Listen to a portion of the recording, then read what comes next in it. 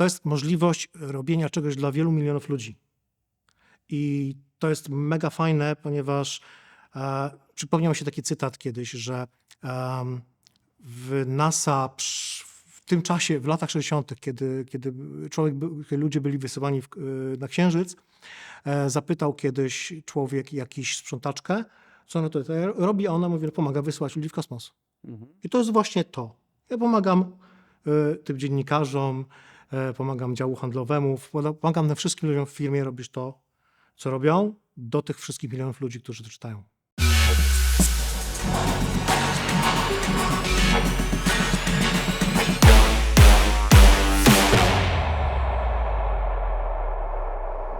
Cześć, a my rozpoczynamy kolejny odcinek w ramach serii Go For It, serii, w której chcemy pokazywać osoby, które przebranżowiły się do pracy IT z sukcesem, pokazywać ich ciekawe historie, a dzisiaj moim gościem jest Marek.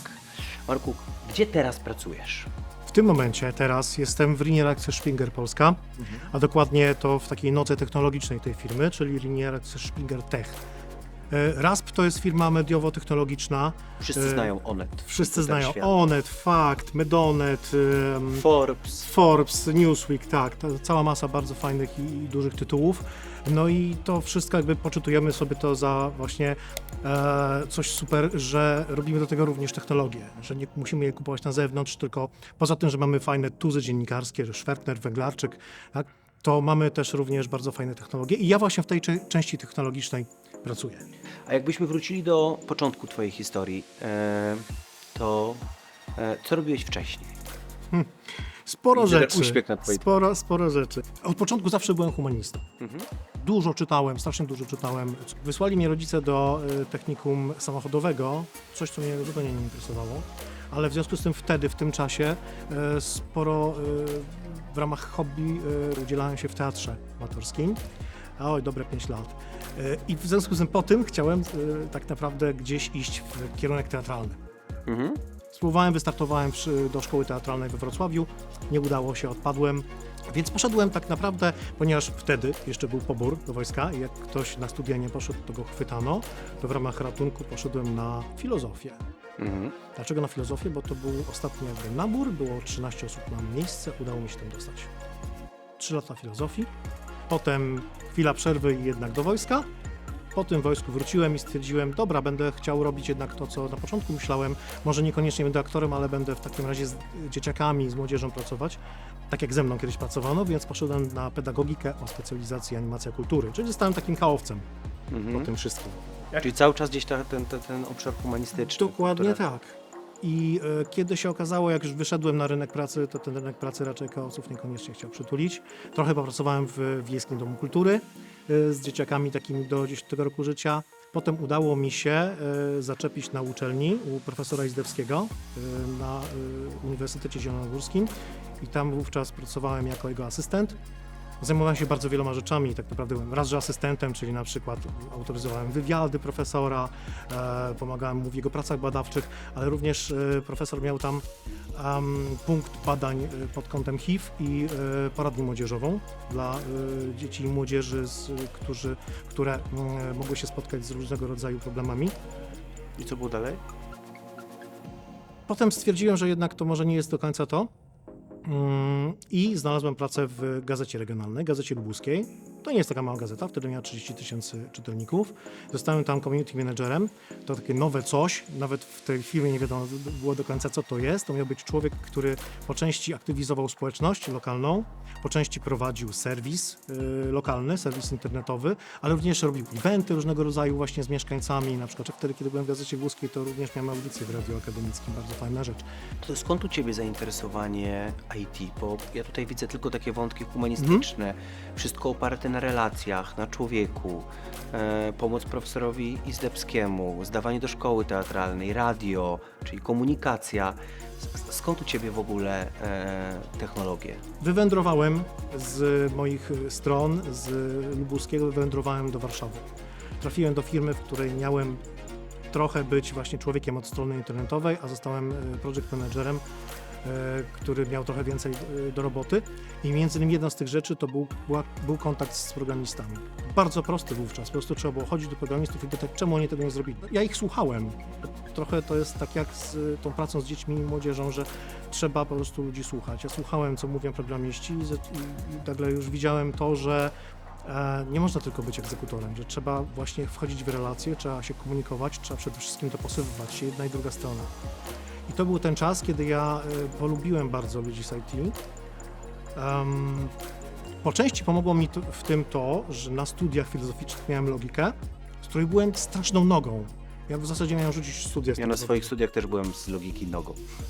Myśli sobie człowiek, jestem humanistą, wow, super, będę się uczył, Kant, Hegel, tym podobne, to nagle się okazuje teoria zbiorów, jakieś tam rozłącznych, nierozłącznych. I masakra, i po prostu włosy dęba stają, ale jakoś to opanowałem, musiałem się przemóc i opanowałem się i jakoś zacząłem się tego uczyć, nawet o mało brakło, zostałbym na tej uczelni właśnie jako logik. No i ta logika się przydała, po prostu się przydała do rozmowy z programistami, ponieważ tak naprawdę to w świecie IT to logika i relacje są bardzo ważne. Logika w jakim rozumieniu? Logika w takim rozumieniu klasycznym, czy logika po prostu w takim racjonalnej, poukładanej ocenie rzeczywistości? W racjonalnej, poukładanej ocenie rzeczywistości, ponieważ tak naprawdę mamy do czynienia w świecie IT, w całym świecie mamy do czynienia z pewnym szeregiem różnych rzeczy, które na siebie wpływają. W IT tak naprawdę te rzeczy ubiera się w kod i próbuje się na przykład wymusić na tej rzeczywistości, żeby ona zadziałała dokładnie tak, jak ten kod został napisany.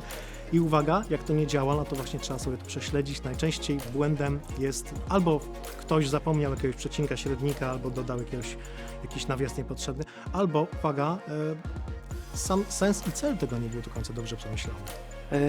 Czyli można powiedzieć, że technologie u Ciebie to w życiu to są takie trochę przypadku, efektem przypadku. Technologia? Tak, że one się pojawiły przypadkowo w Twoim życiu.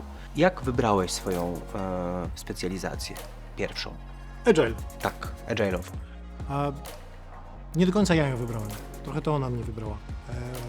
Z jednej strony w mojej poprzedniej pracy, tam gdzie zacząłem pracować z programistami właśnie, a w pewnym momencie przyszedł taki brief, że spróbujmy być teraz agile, bo agile jest modny. No tak, wszędzie był agile. Duże firmy pracują w agile'u, więc zrozummy, co to jest agile. Marek, ty się tym zajmiesz. Dokładnie. Tak.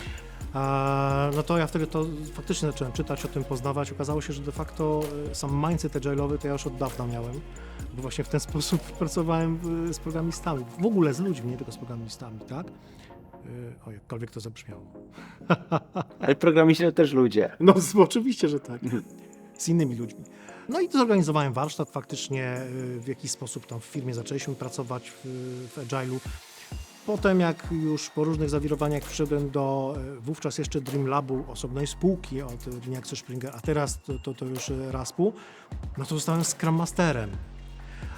I też to była trochę taka fajna decyzja mojej ówczesnej szefowej, Asi Grzywnej, ponieważ ja nie mam żadnych certyfikatów. Bo jest taka ścieżka rozwoju Scrum Masteru, że trzeba się certyfikować, tak? Trzeba faktycznie później się tym wykazać. Certyfikat to jest tak naprawdę takie prawo jazdy z Scrum Guide. Czyli z tego, że człowiek zna i rozumie pewne zasady, które są opisane w Scrum Guide'zie. Natomiast Agile jest trochę dalej. Powiedz mi, czy trochę nie żałujesz? Dlatego, bo studia teatralne i w ogóle ten sektor kultury ma to do siebie, że ludzie, którzy decydują się zdawać na takie studia, są bardzo silnie ukierunkowani, czyli to jest bardzo często efekt silnej pasji, pewnego sposobu patrzenia na świat. I czy nie jest tak, że trochę dzisiaj na siłę tą logikę, kulturę, relacje nakładasz na pracę w branży IT? Nie, ponieważ wiem, o co pytasz. Bycie aktorem to jest faktycznie bardzo mocno ukierunkowane na to, żeby prezentować siebie w jakiś sposób. Siebie stawiać w centrum. Siebie stawiać w centrum, ale też budować pewne narracje, pewne postaci. Tak, technologia jest w tle. Tak. Uwaga, z byciem aktorem w sensie budowania narracji, to moja praca w tym momencie ma bardzo wiele wspólnego. Przygotowując warsztat też buduję takie studio i taką scenografię. Wieszam jakieś arkusze, opracowuję sobie, gdzie będzie uwaga ludzi skupiona na czym, a czego na przykład nie powinni w danym miejscu, w danej chwili wiedzieć. Czyli ty trochę swoją pracę przyporządkowałeś, zmieniłeś, dostosowałeś do siebie samego. Tak? Czyli pokazałeś, że w pracy IT można, że to nie jest tak, że zamykamy się w jakichś ramach, tylko jesteśmy w stanie trochę te ramy przesuwać, dostosowując je do naszych preferencji. Oczywiście. Nawet w tym na przykład bardzo pomagają mi te studia pedagogiczne, ponieważ rozmowa z ludźmi, którzy pracują, profesjonalistami,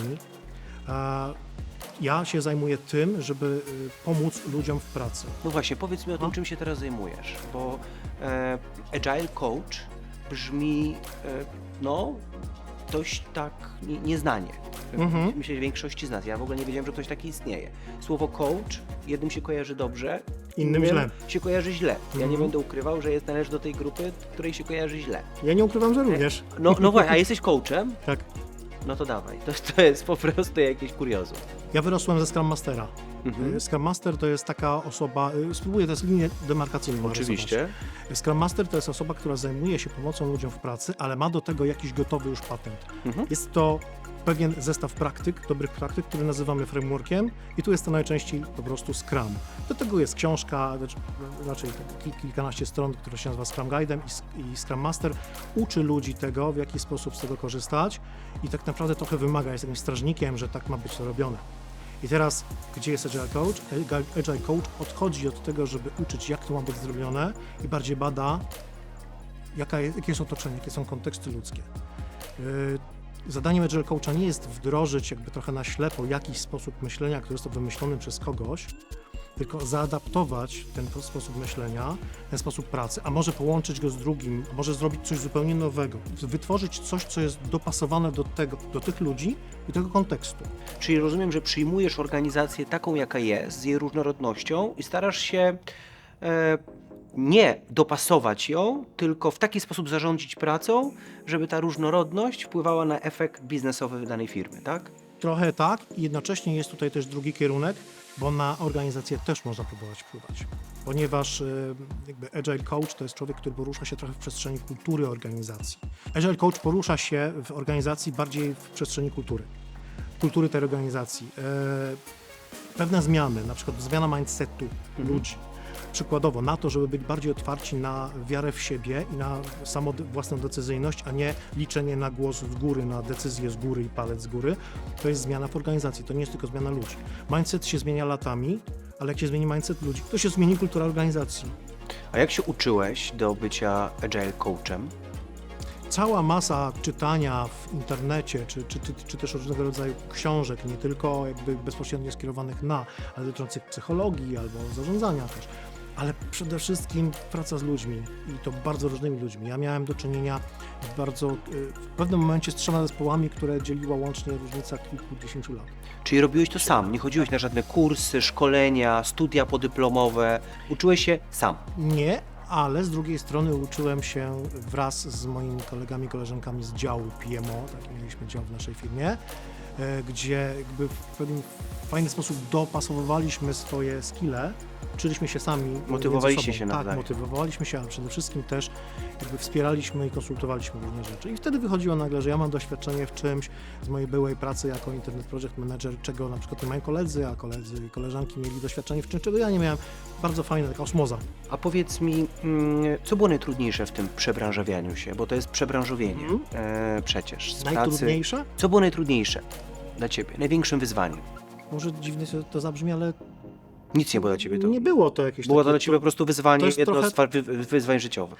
To jest trochę tak, że w zasadzie to się tak fajnie, miękko i elastycznie rozwijało. Ja rozumiem, o co możesz pytać, bo to jest jakby tak popatrzeć na punkt startu. Humanista, teatr, punkt mety, jestem Agile Coachem. No to jest dość daleko, ale to wszystko jest ze sobą bardzo powiązane, bo przykładowo obecnie w pracy wykorzystuję z pedagogiki, z tej animacji kultury wykorzystuję podejście andragogiczne, czyli naukę dorosłych, czyli to, że dorośli są bardzo trudnymi uczniami, nie chcą się uczyć. Uważają, że wszystko wiedzą lepiej. Tak, prawda. I teraz jakikolwiek coach, szkoleniowiec, Scrum Master, Agile Coach, to są ludzie, którzy tych dorosłych w jakiś sposób czegoś uczą. I tutaj jest z pedagogiki, teraz mam takie podejście, że to nie chodzi o to, żeby uczyć ludzi, tylko trzeba ich trochę popychać. I przypominać to, co już mieli w głowie, o tym Z rozmawialiśmy filozofii, przed nagraniem. tak, z filozofii jest takie podejście, jest takie pojęcie z Grecji starożytnej, metoda majeutyczna, czyli tak naprawdę uczenie kogoś, to jest przypominanie mu tego, co on sam wie, bo było takie jakby podejście, że człowiek uczy się, znaczy rodzi się wiedząc wszystko i zapomina i musi się od zera wszystkiego nie nauczyć, tylko przypomnieć. Tak, no to z dorosłymi trochę tak jest, że dorosły musi jakby mieć to przeświadczenie, że on to wie. Znaczy już dawno wiedział, a teraz łaskawie się zgodzi na to, żeby mu tam trochę może przypomnieć różne rzeczy.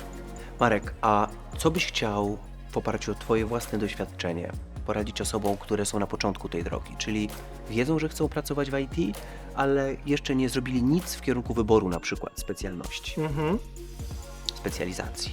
To jest takie banalne, ale kupę odwagi, bo tak naprawdę człowiek może się dopiero sprawdzić to, czy mu to pasuje, dopiero w praniu, tak?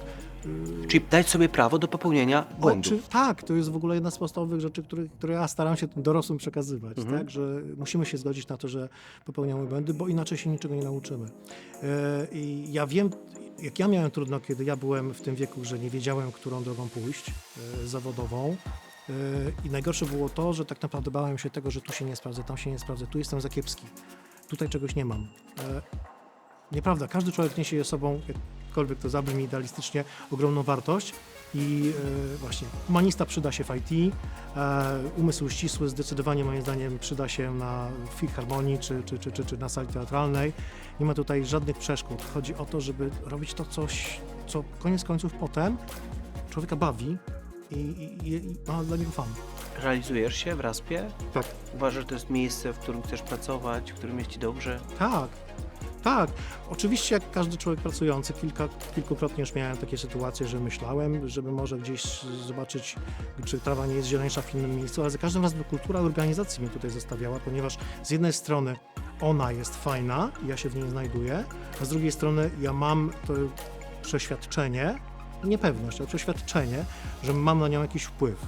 Powolny i taki delikatny, ale trochę jak pedagog. Ja znam dość dobrze tą organizację, bo od kilku dobrych lat prowadzę program w Onecie i Komputer Świecie. I to jest trudna organizacja i trudność polega na tym, że łączy biznes z zawodem dziennikarskim, który uwielbia wolność. Nie lubi ram, nie lubi zasad, sam tworzy te zasady, same cechy zawodu dziennikarza, to jest wolność. Jak sobie w ogóle z tym radzisz, z tym taką dychotomią trochę? To jest właśnie kwintesencja tego, co ja robię. To właśnie w zasadzie to. I to najbardziej kochasz? I ja to najbardziej kocham. Dla mnie to jest tak, że ja się posługuję takim podejściem why, czyli po co coś robimy. Jakby jak ktoś mi mówi, masz zrobić to i tamto, to pytam go, dlaczego? Nie dlatego, że ty mi kazałeś, tylko dlaczego? Co na tym zyskamy, co na tym stracimy? Komu jest to potrzebne i do czego? I bo wspomniałeś o dziennikarzach, a ja bym powiedział, że dziennikarz jest bardzo podobny do dewelopera, do programisty. Ponieważ też wytwarza jakąś wartość, coś nowego i musi do tego użyć głowy i wyobraźni. Bo programista to nie jest człowiek, który po prostu... To nie jest komputer, to nie jest algorytm, który z świetnie dopasowanych różnych wzorców coś tam sobie skleja, tylko to jest człowiek, który musi wymyślić sposób na obejście problemu, załatwienie tego problemu. A dziennikarz to jest człowiek, który musi napisać dobry, zgrabny tekst, który dobrze przekona lub przedstawi jakąś sytuację. Widzę tutaj oczywiście jakieś podobieństwo, może nie, ale ja to widzę. I ten agile w tym wszystkim strasznie tutaj pasuje, ponieważ agile to jest miękkie, elastyczne podejście, które mówi tak naprawdę, my nie wiemy wszystkiego w tym momencie, nie znamy wszystkich dobrych praktyk, nie wiemy dokładnie, jak wszystko zrobić za pół roku. Uczmy się, ciągle rozmawiajmy ze sobą, komunikujmy się, dopasowujmy swoje mindsety, swoje te teorie zbiorów, sumujmy sobie coraz bardziej, żebyśmy coraz więcej o sobie wiedzieli i dzięki temu wypracujemy sobie coś wspólnie, co pozwoli nam raz fajnie czuć się w tej pracy, a dwa robić wartościowe rzeczy. Za co cenisz swoją obecną pracę najsilniej? Strasznie dużo bardzo fajnych ludzi, z bardzo różnych działów, z bardzo różnymi podejściami. Właśnie tutaj dziennikarze, również bardzo znani, tutaj programiści. To, co jest fajne w tym, co ja robię w Raspie, to jest to, że mogę faktycznie wpływać na ludzi, na tę kulturę organizacji. Przychodzą na przykład ludzie młodzi, starzyści, którym nie tylko ja, ale właśnie cała nasza firma stara się jakby pokazać, że to nie tylko chodzi o kodowanie, ale o różne rzeczy. Pokazujemy je na przykład studio nagraniowe, podobne mamy jak tutaj na Domaniewskiej 49. Jakieś benefity różnego rodzaju mamy, na przykład to, że każdy ma dostęp do Onet Premium, czyli może czytać wszystkie te artykuły, które są premium. Możliwość brania udziału w testach różnego rodzaju, rzeczy, które jeszcze nie wyszły i może niekoniecznie wyjdą. Bo tak też w IT jest, że jak się testuje, okaże się, że nie do końca fajne, to wstrzymujemy wdrożenie. To jest możliwość robienia czegoś dla wielu milionów ludzi. I to jest mega fajne, ponieważ przypomniał mi się taki cytat kiedyś, że w NASA w tym czasie, w latach 60., kiedy ludzie byli wysyłani na Księżyc, zapytał kiedyś człowiek jakiś sprzątaczkę, co ona tutaj robi, a ona mówi, że pomaga wysłać ludzi w kosmos. I to jest właśnie to. Ja pomagam tym dziennikarzom, pomagam działu handlowemu, pomagam na wszystkim ludziom w firmie robisz to, co robią, do tych wszystkich milionów ludzi, którzy to czytają. Nie żałujesz niczego. I przebranżowienia do IT. Przebranżowienia nigdy. W życiu pewnie, że jakieś rzeczy się żałuje, ale one wszystkie są potrzebne do tego, żeby się rozwinąć. Natomiast jeżeli chodzi o moją drogę zawodową, uważam, że jest bardzo kostropata, bardzo dziwna. W życiu bym sobie nie pomyślał, że taka będzie. Kostropata. Ale jest! I doprowadziła mnie do tego miejsca, w którym jestem. To na koniec powiedz mi, jak widzisz swoją przyszłość, co dalej? Ja myślę sobie, że ja będę chciał szukać, może jak mi się kiedyś znudzi, to szukać zawodów w przyszłości. Już sam taki młody nie jestem, ale chciałbym robić coś, co jest fajne, co jest ważne. Lubię bardzo pomagać ludziom. Pewnie są jakieś takie obszary za 5, za 10 lat będą, których Ja ci jeszcze w tym momencie mogę nie znamy, a powiedzieć. przyda się. Ja ci mogę nawet powiedzieć o takim, który do ciebie by moim zdaniem bardzo pasował. Czyli pomagasz ludziom, jesteś związany z technologią. I to jest już zawód, który istnieje, nazywa się asystent chirurga. Coraz częściej, a ja nie żartuję, dlatego, bo coraz częściej chirurdzy wykorzystują technologię, wykorzystują innowacje, wykorzystują roboty, mieszaną rzeczywistość, ale jednocześnie nie są technologami. W związku z tym wykształcił się nowy zawód, jakim jest asystent chirurga, czyli ktoś, kto musi umieć rozmawiać z informatykami na sali operacyjnej, z chirurgami na sali operacyjnej, znać trochę technologii i znać trochę medycyny. To może to jest dla ciebie. No i idealnie, słuchaj, to jest tak naprawdę wszystko to, co już w tym momencie mógłbym zrobić, gdybym po prostu przeszedł z IT do medycyny. Dziękuję ci bardzo za tą rozmowę. Ja również Ci dziękuję.